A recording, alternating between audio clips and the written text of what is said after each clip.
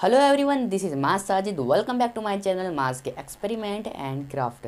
Guys, अगर आप भी फ्री फायर खेलते हो तो आपको पता होगा कि अभी फ्री फायर में गोल्डन शेड बंडल आया हुआ है। तो आज की इस वीडियो में मैं बनाने जा रहा हूँ गोल्डन शेड बंडल का मास्क। तो जल्दी से वीडियो को स्टार्ट करते हैं। सब्सक्राइब करें हमारे यूट्यूब चैनल को और दबाएं बेल आइकन, जिससे आपको हमारे आने वाली वीडियो की नोटिफिकेशन सबसे पहले मिले।